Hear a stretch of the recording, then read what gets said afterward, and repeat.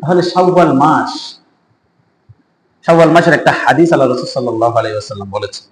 আল্লাহ রাসূল সাল্লাল্লাহু আলাইহি ওয়াসাল্লাম বলেছেন, মান সামা রমাদান সুম্মা আতবাআহু সিত্তান মিন শাওয়াল কানা কাসিয়ামিদ দাহর আও কামা ক্বালা সাল্লাল্লাহু আলাইহি ওয়াসাল্লাম। মুসলিম শরীফের 822 নম্বর হাদিস। আল্লাহ রাসূল সাল্লাল্লাহু আলাইহি ওয়াসাল্লাম ইরশাদ করেছেন, মান সামা রমাদান, যে ব্যক্তি রমজান মাসের রোজা রাখলো, সুম্মা আতবাআহু সিত্তান মিন শাওয়াল, অতঃপর শাওয়াল মাসে 6টি রোজা রাখলো, কানা কাসিয়ামিদ দাহর, আল্লাহ রাব্বুল আলামিন পুরো বছর জুড়ে নফল রোজা রাখলে যে সওয়াব তার আমলনামার মধ্যে ঠিক তার তত সময়ের পরিমাণ সওয়াব ঢুকায় দেয়। সুবহানাল্লাহ। শুধু রমজান মাসের রোজা রাখার পরে রমজান মাসের রোজা যারা রাখবে তারা 1 বছরের সওয়াব পাবে এরকম কোনো কথা নাই। রমজান মাসের রোজা রাখার পরে শাওয়াল মাসের 6টি রোজা রাখলেই আল্লাহ রাসূল সাল্লাল্লাহু আলাইহি ওয়াসাল্লাম বলেছেন, কানা কাসিয়ামিদ দাহর, সে সারা বছর রোজা রাখার সওয়াব পেয়ে গেল। সুবহানাল্লাহ।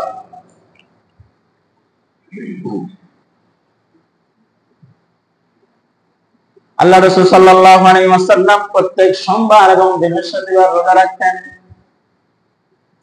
সাহাবায়ে কেরাম প্রশ্ন করেছেন, ইয়া রাসূলুল্লাহ, সোমবার এবং বৃহস্পতিবার কেন রোজা রাখেন? আল্লাহ রাসূল সাল্লাল্লাহু আলাইহি ওয়াসাল্লাম বলেছেন, এই দুই দিনে আল্লাহর কাছে মানুষের আমলনামা পেশ করা হয়। আমি চাই আমার আমলনামাটা রোজাদার অবস্থায় আল্লাহর সামনে পেশ করা হোক। সুবহানাল্লাহ। রোজাদার অবস্থায় যখন আমলনামা পেশ করা হবে, আল্লাহ রাব্বুল আলামিন তার প্রতি দয়া বেশি দেখাবেন নাকি কম দেখাবেন? বেশি দেখাবেন। সেজন্য পুরো বছর জুড়ে যদি আপনি রোজা রাখেন, যখনই বাৎসরিক হিসাব হবে, মাসিক, সাপ্তাহিক রিপোর্ট আল্লাহর কাছে পেশ করা হবে, এমনও হতে পারে যে ফেরেশতারা আল্লাহর সামনে পেশ করার আগেই আপনার রোজার রিপোর্টটা আগে দিবে। সুবহানাল্লাহ। কারণ আপনি রমজান মাসে রোজা রেখেছেন, শাওয়াল মাসের আবার 6টি রোজা রেখেছেন। আল্লাহ রাসূল বলেছেন, কানা কাসিয়ামিদ দাহর, তুমি পুরো বছর রোজা রাখছো। সুবহানাল্লাহ। তাহলে কোন বুদ্ধিমান ঈমানদার এই আমল ছাড়তে পারে বলেন? সেজন্য আমরা সকলে শাওয়াল মাসের রোজা 6 রোজা রাখার চেষ্টা করব ইনশাআল্লাহ। শাওয়াল মাসের এই 6টি রোজার ব্যাপারে, 6টি রোজা একবার লাগাতার রাখতে হবে তা না। আপনি শাওয়াল মাসের 1 তারিখ একটা রাখছেন, 1 সপ্তাহ পরে আরেকটা রাখছেন, এভাবে একেবারে মাসের লাস্টের দিকে রাখলেও সমস্যা নাই। আবার অনেকেই প্রশ্ন হতে পারে যে, হুজুর, আমি তো রমজান মাসে অসুস্থতার কারণে একটা রোজা রাখতে পারি না, অথবা আমাদের মা বোনদের আল্লাহ রাব্বুল আলামিনের দেওয়া অসুস্থতার কারণে তারা যদি রোজা রাখতে না পারে, তাহলে ওই রোজা রমজান মাসের রোজা আগে আদায় করে নিবে নাকি শাওয়াল মাসের রোজা আগে আদায় করবে? প্রশ্ন হতে পারে না? এটার উত্তর হচ্ছে, আগে রমজান মাসের রোজাটা কমপ্লিট করবে। রমজান মাসের রোজা আগে পালন করে তারপরে শাওয়াল মাসের রোজাগুলো 6 রোজা পালন করবেন। যদি দেখা যাচ্ছে আপনি কোনো কারণে বা কোনো সফরে ছিলেন বা কোনো সমস্যার কারণে রাখতে পারেন নাই, আপনার 6টা দিন বাকি আছে, শুধু 6 দিন, এখন আপনার রমজান মাসের রোজা ফেল হয়েছে 2টা অথবা 3টা, রমজান মাসের রোজা রাখতে গেলে ওইদিকে আবার কি শাওয়াল মাসের 6টা রোজা রাখা হচ্ছে না। তো আপনি শাওয়াল মাসেরটা আগে রেখে দেন, রমজান মাসের রোজাটা পরেও রাখার কি আছে, সুযোগ আছে। কিন্তু শাওয়াল মাস চলে গেলে শাওয়াল মাসে 6 রোজা রাখা সম্ভব না। সেজন্য আপনি সেক্ষেত্রে আগে শাওয়াল মাসেরটা রাখবেন। আল্লাহ রাব্বুল আলামিন আশা করা যায় আল্লাহ তাআলা আপনাকে পুরো বছর জুড়ে রোজা রাখার সওয়াব দিয়ে দিবেন ইনশাআল্লাহ। আজকে আরেকটা বিষয় নিয়ে কথা বলতে চাই, সেটা হচ্ছে পিতামাতার প্রতি সন্তানের কর্তব্য এবং সন্তানের প্রতি পিতামাতার কর্তব্য। এসব বিষয় নিয়ে আলোচনা করেছি, এরপর একটু স্মরণ করিয়ে দিয়া, ফাযাক্কির ইন নাফাআতিয যিকরা, হে নবী আপনি স্মরণ করিয়ে দিন, মুমিনের জন্য এই স্মরণ করিয়ে দেওয়া এটা অনেক উপকারে লাগে। সুবহানাল্লাহ। আল্লাহ রাব্বুল আলামিন বলেন সূরা বনী ইসরাঈলের 23 নম্বর আয়াত, ওয়া ক্বাদা রাব্বুকা আল্লা তা'বুদু ইল্লা ইয়্যাহু ওয়া বিল ওয়ালিদাইনি ইহসানা ইম্মা ইয়াবলুগান্না ইনদাকাল কিবারা আহাদুহুমা আও কিলাহুমা ফালা তাকুল লাহুমা উফফিন ওয়া লা তানহারহুমা ওয়া কুল লাহুমা কাওলান কারীমা। আল্লাহু আকবার। আল্লাহ রাব্বুল আলামিন বলেন, ওয়া কাদা রাব্বুকা আল্লা তা'বুদু ইল্লা ইয়্যাহু ওয়া বিল ওয়ালিদাইনি ইহসানা। আমি রব্বুল আলামিন তোমাকে সৃষ্টি করেছি, তোমার স্ট্রাকচার দিয়েছি, তোমাকে আমি নিয়ামত দিয়েছি। এই নিয়ামতের ফলস্বরূপ সর্বপ্রথম বান্দা তুমি আমার দাসত্ব করবা। সুবহানাল্লাহ। আল্লাহ রাব্বুল আলামিন কোরআনের আয়াতের মধ্যে বলেন, ওয়া মা খালাকাতুল জিন্না ওয়াল ইনসা ইল্লা লিয়াবুদুন। বান্দারে, জিন এবং মানুষকে তো আমি রব্বুল আলামিন শুধুমাত্র আমার গোলামীর জন্য তৈরি করেছি। সুবহানাল্লাহ। তাহলে আল্লাহ রাব্বুল আলামিন যেহেতু আমাদেরকে সৃষ্টি করেছেন, সেই হিসেবে আল্লাহর গোলামি করতে হবে। সর্বপ্রথম আল্লাহর হুকুম আহকাম মেনে চলতে হবে। এটা একজন ইমানদারের প্রথম কর্তব্য, তাই না? এরপরে দ্বিতীয় কর্তব্য হচ্ছে, আল্লাহ রাব্বুল আলামিন বলছেন, আমার ইবাদত শেষ হয়ে গেল, তুমি মসজিদে 5 ওয়াক্ত নামাজ আদায় করার পরে মসজিদের নামাজ শেষ হয়েছে, আল্লাহ রাব্বুল আলামিনের হুকুম মানা শেষ হলো, এরপরে তোমার প্রথম কর্তব্য হচ্ছে ওয়া বিল ওয়ালিদাইনি ইহসানা। যে পিতামাতার জন্য তুমি দুনিয়ার মুখ দেখতে পেয়েছো, যে পিতামাতা ছোটকালে তোমাকে অনেক স্নেহের করে লালন পালন করেছেন, যে সময় তোমাকে কেউ চিনত না, তোমার কোনো অস্তিত্ব ছিল না, সেই সময় তোমার পিতামাতা তোমাকে অনেক সুন্দর করে আগলে রেখেছে। সুবহানাল্লাহ। সুতরাং সেই পিতামাতার সাথে সদাচরণ করো। সুবহানাল্লাহ। কার কথা? আল্লাহর কথা, আল্লাহর অর্ডার। আল্লাহর অর্ডার হচ্ছে আল্লাহর ইবাদতের পরে পিতামাতার সাথে সদাচরণ করবা। এখন আপনি তো এটা কার কথা? কোরআনের কথা, আল্লাহর কথা। এখন আপনার ছেলেকে তো কোরআন পড়ান নাই, এই ছেলেকে এসব জানবে? বলেন। গাজীপুরের বৃদ্ধাশ্রম থেকে ঈদের দিন একটা রিপোর্ট পেশ করেছে ডিবিসি নিউজ। ওই রিপোর্ট আমি দেখেছি যে ওখানে প্রায় একটা 15 মিলিয়ন ভিউ হয়েছে। একজন বাবা, দুই সন্তান ডাক্তার, আর 2 সন্তান ইঞ্জিনিয়ার, হাই লেভেলের ইঞ্জিনিয়ার। 4 সন্তানে থাকে ইউএসএ তে, আমেরিকায়। এখন বৃদ্ধ বাবা থাকে কোথায়? গাজীপুরে বৃদ্ধাশ্রম।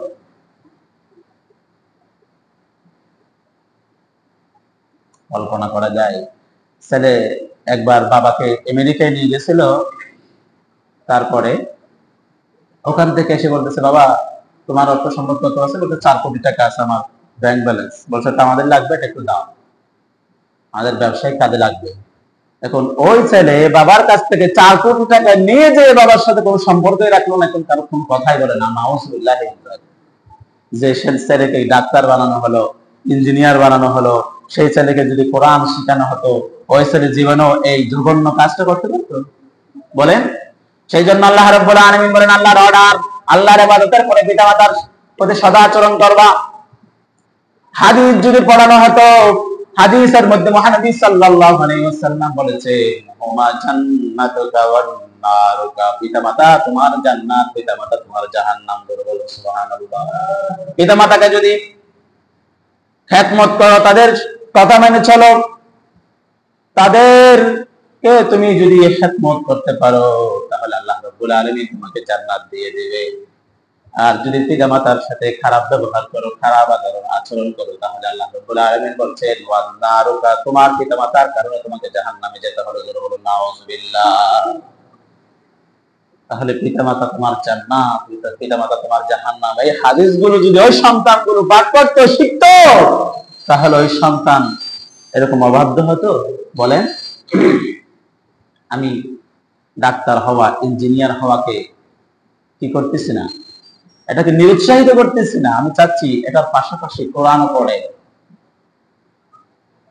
এই তুখুর মেধাবী স্টুডেন্ট গুলো যদি মাত্র 1 ঘন্টা করে কোরআনের পিছনে বা ডেলি আধা ঘন্টা বা 10 মিনিট করেও যদি কোরআনের পেছনে সময় দিত, কোরআন পুরাটা তাদের মুখস্থ হয়ে যেত। যে ইঞ্জিনিয়ার হওয়ার সামর্থ্য রাখে, যে ডাক্তার হওয়ার সামর্থ্য রাখে, সে কোরআন পড়ার সামর্থ্য রাখে না? অবশ্যই রাখে। ছেলেকে শিখানো হলো না কোরআন, ওই ছেলে এখন ইঞ্জিনিয়ার হয়েছে, ডাক্তার হয়েছে, চলে গেছে ইউএসএতে, বাবা এখন ওই গাজীপুরের বৃদ্ধাশ্রমে আছে, কোনো খবর নাই। বাবার যা অর্থ সম্পদ ছিল সেটা শুদ্ধ নিয়ে গেছে। একটা ঘটনা বলি, খুব ভালো করে খেয়াল করেন। একদিন হযরত ওমর রাদিয়াল্লাহু তাআলা আনহুর জামানায় একজন মানুষ আসছে। পিতা মাতার প্রতি সদাচরণ করা একজন সন্তানের জন্য কি ফরজ, ফরজ, ফরজ এবং ফরজ। সাহাবায়ে কেরামের পথে নবীদের পরে কাদের স্থান? সাহাবায়ে কেরাম। আল্লাহ রাব্বুল আলামিন বলেছেন, রাদিয়াল্লাহু আনহুম ওয়া রাদওয়ান, সাহাবীরা তো এমন মানুষ, আমি আল্লাহ তাদের উপর সন্তুষ্ট হয়ে গেলাম। পৃথিবীবাসী, তোমরাও সাহাবায়ে কেরামের উপর সন্তুষ্ট হয়ে যাও। সুবহানাল্লাহ। তাদের নামে বিদ্বেষ পোষণ করিও না, তাদের বদনাম করিও না, এটা কবিরা গুনাহ। এমনও কথা আসছে, সাহাবায়ে কেরামের যদি বদনাম করা হয় ঈমান চলে যাবে। তাহলে নবীদের পরে যাদের স্থান, তাদের নাম কি? সাহাবী।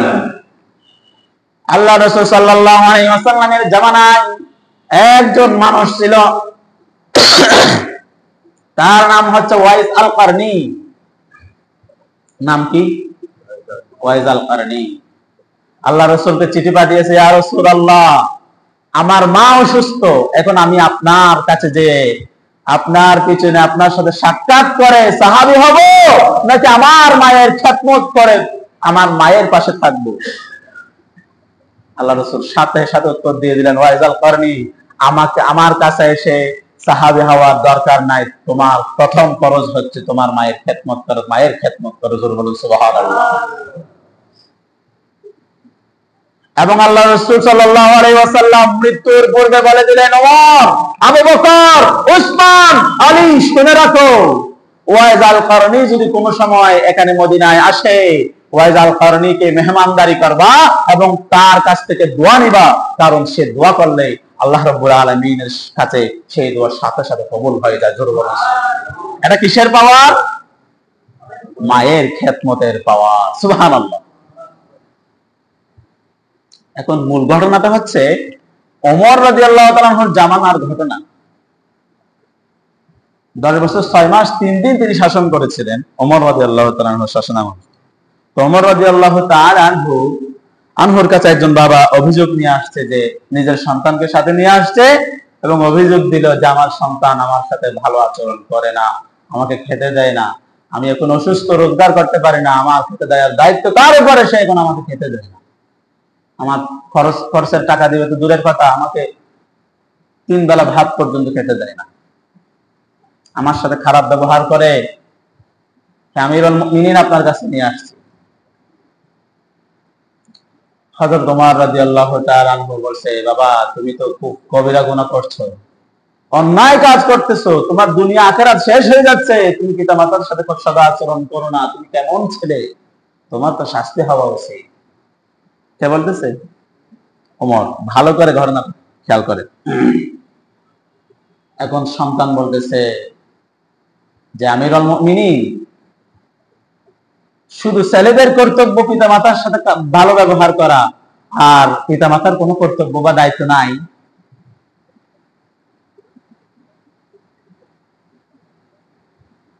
আমিরুল মুমিনিন বলতেছে, হ্যাঁ আছে। পিতামাতার প্রথম কর্তব্য হচ্ছে আইয়ান তাকিয়াল উম্মাহ। তিনি 3টি কথা বলেছেন। কয়টি কথা? 3টি কথা। ভালো করে মুখস্থ করে নেন।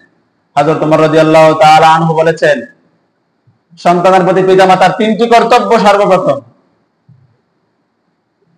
মানে আপনার সন্তান আপনার কাছ থেকে পাবে। 1 নাম্বার হচ্ছে আইয়ান তাকিয়াল উম্মাহ। যখন আপনি বিয়ে করবেন, বিয়ার পূর্বে একজন সতী সুন্দর চরিত্রবান একজন মেয়ে বিয়ে করবেন। সুবহানাল্লাহ। তাহলে সন্তান হক পাচ্ছে কখন? তার বাবার বিয়ের আগে থেকে সন্তান বাবার কাছ থেকে কি পাচ্ছে?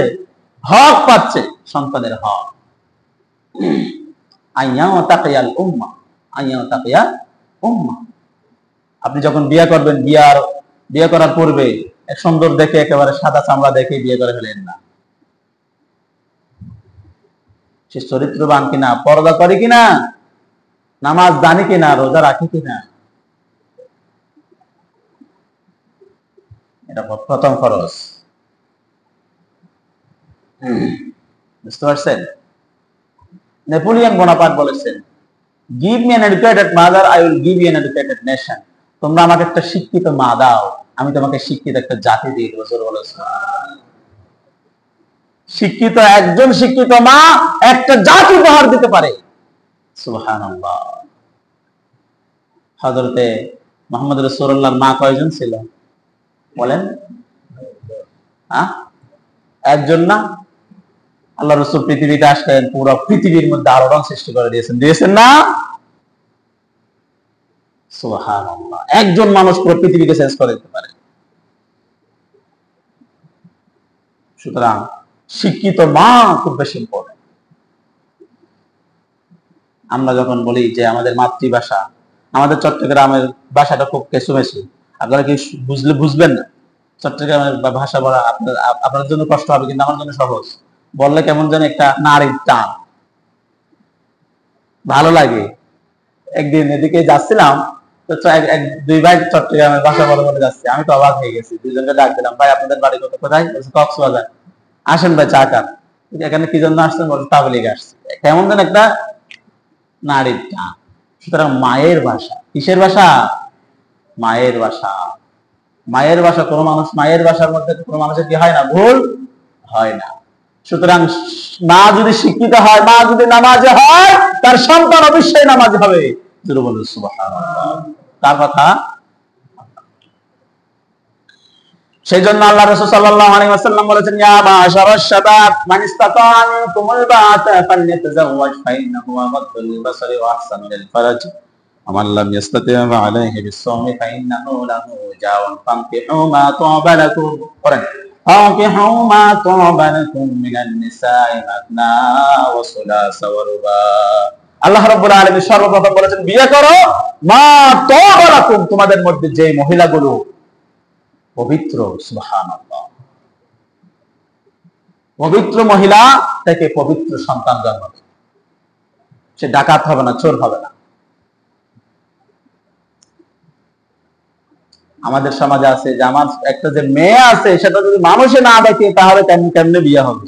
তাকে একটা ওই মার্কেটে পাঠাতে হবে, তাকে সাথে করে ঘুরতে নিয়ে যেতে হবে, মানুষকে দেখাতে হবে না। ওই মুক্তা কোথায় থাকে জানেন? সাগরের তলদেশে মুক্তা থাকে, তাই না? সেখান থেকে মুক্তা সংগ্রহ করে মানুষ সেই মুক্তার সৌন্দর্য উপভোগ করে না? সাগরের তলদেশে যে মুক্তা সংগ্রহ করে, আছে না? ঝিনুকের ভিতর লুকিয়ে থাকে যে মনমতি, ঝিনুকের ভিতর লুকিয়ে থাকে যে মনমতি, কালমা শাহাদাতে আছে আল্লাহর জ্যোতি, কালমা শাহাদাতে আছে আল্লাহর জ্যোতি।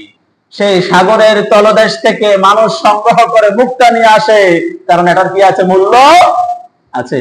সুতরাং যে চরিত্রবান মহিলা, সে যেখানে তাকে পৃথিবীর কোনো মানুষ তাকে না দেখো, এরপরও চরিত্রবান ছেলেগুলো ওই মহিলাকে খুঁজে বের করে ফেলবে।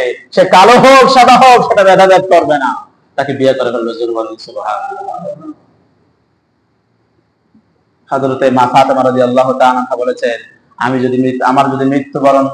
আমার মৃত্যু হওয়ার পরে তোমরা বেশিক্ষণ দেরি করিও না, রাত্রিবেলা যখনই আমার মৃত্যু হবে, রাত্রিবেলা খুব গুটি কয়েকজন মানুষ নিয়ে আমাকে দাফন করে ফেলবো। পৃথিবীর কোন মানুষ, কোন বেগানা পুরুষ আমাকে দেখে না। আমি পৃথিবীর কোন মানুষকে আমি নিজের শরীর দেখাতে চাই না। আমি জান্নাতে যে আল্লাহর কাছে চলে যেতে চাই তার আগে। সুবহানাল্লাহ। সেই ফাতেমা রাদিয়াল্লাহু তাআলা আনহা থেকে হয়েছে কে? হাসান হুসাইনের মতো সন্তান। সুবহানাল্লাহ, সুবহানাল্লাহ। সুতরাং ভালো মা হলে সন্তানও কি হয়? ভালো গাছ হলে ফলনও কি হয়? ভালো হয়। তো চাষি রাস্তা দিয়ে যাওয়ার সময় হাসতেছে, কিলকিলাইয়া হাসতেছে, কিরে ভাই হাসতেছেন কেন? বলছে এটা আমার ভুল, দেখছেন না কি সুন্দর গাছগুলো হয়েছে, তো এখন তো এখন ফলন হয় না, কিভাবে কেন হাসতেছেন? বলছে গাছ দেখেই বোঝা যায় এখান থেকে ফলন কিভাবে আসবে। সুবহানাল্লাহ। ঠিক একইভাবে মা দেখলেই বোঝা যায় সন্তান কেমন হবে, সন্তান নেককার হবে নাকি বদকার হবে, মা দেখলেই বোঝা যায়। এক নাম্বার হচ্ছে সন্তান হক পাবে কি, যখন বিয়ে করবে কি হবে, ভালো একজন মেয়ে বিয়ে করতে হবে, চরিত্রবান মেয়ে। দুই নাম্বার হচ্ছে আইয়াহসানা ইসলাম, ভালো একটা নাম রাখতে হবে, নামেরও কিন্তু প্রভাব আছে। ইন্নাকুম তুদআউনা ইয়াওমাল কিয়ামাতি বিআসমাইকুম ওয়া আসমাই আবাইকুম ফাহাসসিনু আসমাকুম। মুসলিম শরীফের বর্ণনা, মুহাম্মদ সাল্লাল্লাহু আলাইহি ওয়াসাল্লাম বলেছেন কিয়ামতের দিন মানুষকে নিজের নাম এবং বাবার নাম করে ডাকা হবে। বেলাল ইবনে জাফর এভাবে ডাকা হবে, আবু বকর ইবনে আবি কুহাফা এভাবে ডাকা হবে, ওমর ইবনে আল খাত্তাব এভাবে ডাকা হবে, উসমান ইবনে আফফান, আলী ইবনে আবি তালিব, আব্দুর রহমান ইবনে আউফ, আবু উবাইদা ইবনে জাররাহ এভাবে ডাকা হবে। সুতরাং আল্লাহ রাসূল সাল্লাল্লাহু আলাইহি ওয়াসাল্লাম বলেছেন ফাহাসসিনু আসমাআকুম, সুতরাং ভালো নাম রাখো, নামেরও কিছু কি থাকে, প্রভাব থাকে। একজন মানুষের নাম ছিল কঠিন, আল্লাহ রাসূল সাল্লাল্লাহু আলাইহি ওয়াসাল্লাম তার নাম দিয়েছিল আসাদ, মানে কি সহজ। সুবহানাল্লাহ। তখন আল্লাহ রাসূল সাল্লাল্লাহু আলাইহি ওয়াসাল্লামের কাছে ওই ব্যক্তিটা এসে আসার পরে বলতেছে, ইয়া রাসূলুল্লাহ, আপনি যেই দিন আমার নাম চেঞ্জ করে দিয়েছেন এরপর থেকে আমার আর কোনো রোগ বাড়াই হয় না, আমার জীবনটা সহজ হয়ে গেছে। সুবহানাল্লাহ। সুতরাং নামেরও কিছু কি থাকে, প্রভাব থাকে, ভালো নাম রাখতে হবে। তিন নাম্বার হচ্ছে ইউআল্লিমুহুল কিতাব, তাকে কিতাব শিক্ষা দিতে হবে, কোরআন শিক্ষা দিতে হবে। এটা বাবার কর্তব্য, পিতা মাতার কর্তব্য হচ্ছে সন্তানের প্রতি তাকে কি দিতে হবে, কোরআন শিক্ষা দিতে হবে, হাদিস শিক্ষা দিতে হবে, ইসলামিক জ্ঞান শিক্ষা দিতে হবে। যদি শিক্ষা দেন তাহলে ওই সন্তানগুলো বড় হওয়ার পরে, ডাক্তার হওয়ার পরে, ইঞ্জিনিয়ার হওয়ার পরে আর বৃদ্ধাশ্রমে থাকতে হবে না। আপনারা চাইলে ডিবিসি নিউজের 3 দিন আগে যে ওটা দেখতে পারেন, ঢুকে দেখতে পারেন যে ঘটনাটা আসলে সত্য কিনা। ঈদের দিন রিপোর্টটা করেছে, 2 ছেলে ডাক্তার, 2 ছেলে ইঞ্জিনিয়ার, 4 জনের বাবার যে সম্পদ ছিল 4 কোটি টাকা, ওটা সুদে নিয়ে যেয়ে ওখানে ব্যবসার নামে চলে গেছে, বাবার সাথে কোনো সম্পর্ক নাই। এই ইঞ্জিনিয়ার দিয়ে কোনো লাভ আছে? বলেন বলেন না। সে যদি কোরআনে হাফেজ হতো, সে যদি কোরআন শিখতো, আলেম হতো, সে যদি 10,000 টাকাও যদি ইনকাম করতো, 5,000 টাকাও যদি ইনকাম করতো, সে সুন্দর করে বেতন পাওয়ার পরে আব্বুর জন্য, আব্বুর পছন্দের সেই মালটাটা নিয়ে যেত। জোরে বলুন সুবহানাল্লাহ। সে সামর্থ্য নাই, আব্বুকে কিছু কিনে দিতে পারতেছে না, এরপরও বাড়িতে যে পিতা মাতার কাপড়টা কেচে দিত আর বলতো আমি আপনাদের কাছ থেকে দোয়া চাই। সুবহানাল্লাহ। এটা তো চক্ষু শীতলকারী একটা নিদর্শন। সুবহানাল্লাহ।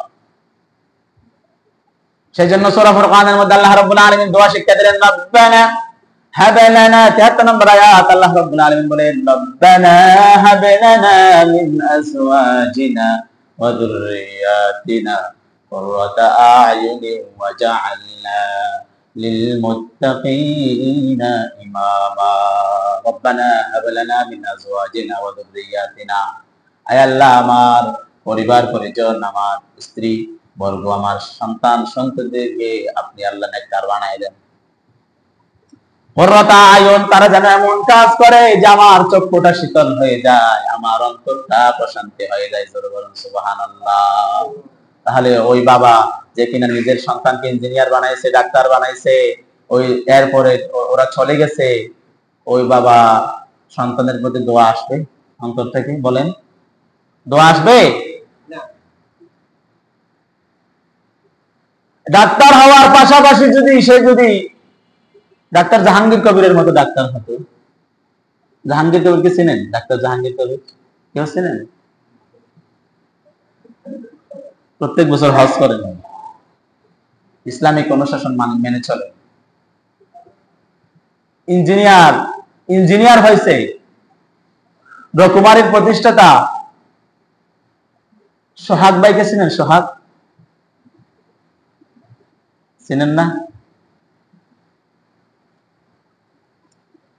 এই যে কি বলে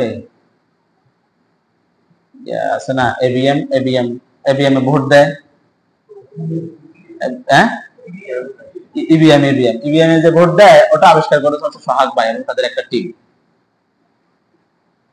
আর বাংলাদেশে রকমারি আসছে না, রকমারি থেকে বই অর্ডার করেন না আপনারা? এই রকমারির প্রতিষ্ঠাতা হচ্ছে সোহাগ ভাই। উনি ইঞ্জিনিয়ার, বুয়েট থেকে পাশ করেছে। উদ্ভাস কোচিং সেন্টার চিনেন? উদ্ভাস, হ্যাঁ, উদ্ভাসের প্রতিষ্ঠাতা হচ্ছে সোহাগ ভাই। রকমারির প্রতিষ্ঠাতা, ইভিএম এর প্রতিষ্ঠাতা, আবার উদ্ভাস কোচিং সেন্টারের প্রতিষ্ঠাতা। ওই যারা ডাক্তারি পড়েন, যারা ইঞ্জিনিয়ার পড়তে চান, তারা উদ্ভাস থেকেই পড়ে বেশিরভাগ স্টুডেন্ট। ইঞ্জিনিয়ার হলে সোহাগ ভাইয়ের মধ্যে যদি ইঞ্জিনিয়ার হতো, ডাক্তার হলে জাহাঙ্গীর কবিরের মতো যদি ডাক্তার জাহাঙ্গীর কবিরের মতো যদি ডাক্তার হতো, তাহলে পিতামাতা অনেক শান্ত হতে পারে। সুতরাং ইসলামিক জ্ঞান সর্বপ্রথম ফরজ। হযরত ওমর রাদিয়াল্লাহু তাআলা বলছে, ইউআল্লিমুহুল কিতাব, তাকে কিতাব শিক্ষা দাও, কোরআন শিক্ষা দাও। যদি কোরআন না শিখাও, তাহলে ওই সন্তানের কাছ থেকে জীবনও আপনি ভালো ব্যবহার আশা করতে পারেন না। এখন দর্শে আল্লাহ রাসূল ওই ওমর রাদিয়াল্লাহু তাআলার কাছে যে ছেলেটা আসছিল, সেই ছেলের কথা শুনে এখন সেই ছেলে বলতেছে, ওমর, আমিরুল মুমিনিন, আমার বাবাকে জিজ্ঞেস করেন আমার বাবা এই 3টে হক থেকে একটা হক আদায় করেছে কিনা। আমার একটা ভালো নাম রাখে নাই, আমার আম্মাকে বিয়ে করেছে, সে একটা মজুসি, সে মুসলমানও না। কিতাব শিক্ষা দিয়ে তো দূরের কথা, কিতাব কি জিনিস আমি তাও জানি না। এখন ওমর রাদিয়াল্লাহু তাআলা বলতেছে, তুমি তো বিচার নিয়ে আসছো ছেলের নামে, এখন তো বিচার তোমাকে করতে হবে। তাকে ধরছে, বলছে তুমি তো তোমার হক আদায় করো নাই, সুতরাং তুমি তোমার ছেলেকে শিক্ষা দাও নাই, কোরআন শিক্ষা দাও নাই, একটা ভালো মা উপহার দাও নাই, এবং তার একটা ভালো নাম রাখো নাই। শুনে রাখো, ওই সন্তানের কাছ থেকে জীবনও ভালো ব্যবহার আশা করতে পারো না। তুমি নিজের অপরাধী। নিজের সন্তানের মুসলমানি হচ্ছে, মুসলমানি মানে কি? সুন্নতে খাতনা লেখা থাকে, গেটের মধ্যে লেখা আছে সুন্নতে খাতনা। আর সেই সুন্নতের খাতনা, আল্লাহ রাসূলের সুন্নত খাতনা মানে রাসূলের সুন্নাহ। সেই সুন্নতে খাতনা পালন করতেছে মাগরিবের পর থেকে, সেই পুরা রাত জুড়ে ড্যান্সের মাধ্যমে। আছে না? ছেলেকে ভাত দিবে, মুখে ভাত দিবে, ছেলেকে মুখে ভাত দিবে। এটা যদি এভাবে পালন করা হয় যে পুরা রাত জুড়ে মুখে ভাত দিবে, সেই জন্য ড্যান্স হলো, ওই ছেলে ভাত খাবে না, ওই ছেলে গাঁজা খাবে। ওই ছেলের কাছ থেকে জীবনে আপনি ভালো ব্যবহার, ভালো কিছু আশা করতে পারেন না। যে ছেলে ছোটকালে, এখনো ছোট, সেই ছোটকালে আপনি তাকে ড্যান্স শোনাচ্ছেন, ওই ছেলে ড্যান্সার হবে, ওই ছেলে আলেম হবে না, হাফেজ হবে না। ঠিক কিনা? কি শুরু করেছেন আপনারা? সুন্নতে খাতনার নামে রাসূল সাল্লাল্লাহু আলাইহি ওয়াসাল্লামের সুন্নতের নামে অপমান করছেন মুহাম্মদ রাসূলুল্লাহকে। পুরো রাত জুড়ে ড্যান্স চালাচ্ছেন, সাউন্ড বক্স নিয়ে এসে, নিজে ঘুমাচ্ছেন না, এলাকার কোনো মানুষকে ঘুমাতে দিচ্ছেন না। যে ছেলেকে মুখে ভাত দেওয়া হবে, সেই ছেলেকে নতুন সর্বপ্রথম ভাত খাওয়াবেন, সেটা তো আল্লাহর একটা কি হতে পারে, নিদর্শন হতে পারে, সে ভাত খাবে। এখন আপনি তাকে ওটা পালন করতেছেন কি দিয়ে? এটা একটা অনুষ্ঠান হয়ে গেছে, ওটা পালন করতেছেন ড্যান্স দিয়ে। ছোটকালে তার কানের মধ্যে ড্যান্সের আওয়াজ আসতেছে, তার কানের মধ্যে কোরআনের আওয়াজ, আপনি নিচ্ছেন না। ওই ছেলে ড্যান্সার হবে না তো কোরআন মানে হাফেজ হবে? বলেন বলেন, হাফেজ জীবনও আশা করতে পারেন না আপনি তার কাছ থেকে। সুতরাং ভালো কি দিতে হবে? শিক্ষা দিতে হবে। আলহামদুলিল্লাহ, একটা ঘোষণাটা হচ্ছে, আমরা শাহী মসজিদে আমরা ভালো মানের একটা হিফজখানা দেওয়ার উদ্যোগ গ্রহণ করেছি ইনশাআল্লাহ। সবার সম্মতিক্রমে, সবার মত নিয়ে আমরা শাহী মসজিদে একটা প্রতিষ্ঠান করব। আপনারা যদি ভালো লাগে, আপনাদেরকে যদি আমাকে বিশ্বস্ত মনে হয়, তাহলে আপনাদের ছেলে সন্তানকে হাফেজ হওয়ার জন্য আমাদের প্রতিষ্ঠানে দিতে পারেন। বুঝতে পারছেন? আমরা ইনশাআল্লাহ আগামী শনিবার থেকে, আগামীকাল থেকে, যদি কেউ আজকে জুমার পর থেকেই বলেন, জুমার পর আমি এখানে কিছুক্ষণ অপেক্ষা করব, তারপরে আগামীকাল থেকে 1 সপ্তাহ জুড়ে আমাদের ভর্তি কার্যক্রম হবে ইনশাআল্লাহ। শনিবার পর্যন্ত, মানে শনিবার থেকে বৃহস্পতিবার পর্যন্ত। ঠিক আছে, আপনারা আপনাদের ছেলে মেয়েদেরকে আমাদের কাছে ভর্তি করাতে পারেন। ভালো হাফেজ যদি বানাতে ইচ্ছা হয় ইনশাআল্লাহ আমাদের কাছে দিতে পারেন। সর্বোচ্চ আমানতদারিতার সহিত আমরা পড়ানোর চেষ্টা করবো ইনশাআল্লাহ। এখানে আশেপাশে যে হিফজখানা আছে কুষ্টিয়াতে, আমি দেখেছি যেখানে তেমন হিফজখানার সে হক আদায় করে কম। ঢাকাতে, চট্টগ্রামে ওদিকের হিফজখানা গুলো পুরা দিন পড়ানো হয়, ওখানে একটা সিস্টেমে পড়ানো হয়, কিন্তু এদিককার খুব কম এইভাবে পড়ানো হয়। চাপ দিলে ওই ছেলের সন্তান থাকে না, আর ওই সন্তান না থাকলে তাদের প্রতিষ্ঠান চলে না, সেই জন্য তারা চাপও দেয় না। চাপ না দিলে ভালো হাফেজও বাইর হয় না। আপনি ওই সরিষা নিয়ে গেছেন, সরিষা ভাঙাবেন, এখন সরিষাকে যদি সুন্দর করে হারে চাপ দিলে তো সরিষা ব্যথা পাবেন। সেই জন্য যদি চাপ না দেন সরিষা থেকে তেল বাইর হবে? বলেন, তেল বাইর হবে না। সুতরাং আমরা একটু নিয়ম শৃঙ্খলার মধ্যে এখানে থাকতে হবে, এখানে খাওয়া দাওয়া করবে, আপনার খাওয়া দাওয়া এখানে নিয়ে আসবেন। এভাবেই আমরা একটা একদম মানে বিশ্বমানের একটা হিফজখানা তৈরি করতে চাই। আপনারা যদি ভালো লাগে আপনাদের সন্তানকে দিতে পারেন ইনশাআল্লাহ। আমি আজকে এখন থেকে আমাদের ভর্তি কার্যক্রম হবে, এক সপ্তাহ ধরে হবে, এরপর থেকে আমাদের ক্লাস শুরু হবে ইনশাআল্লাহ। আসসালামু আলাইকুম ওয়া রাহমাতুল্লাহি ওয়া বারাকাতুহু। আল্লাহ তাআলা আমাদের যা কিছু বলা হয়েছে সেগুলো সর্বপ্রথম আমাকে এবং আপনাদের আমরা যারা শুনেছি সবাইকে আমল করার তৌফিক দান করেন, সকল করে আমিন।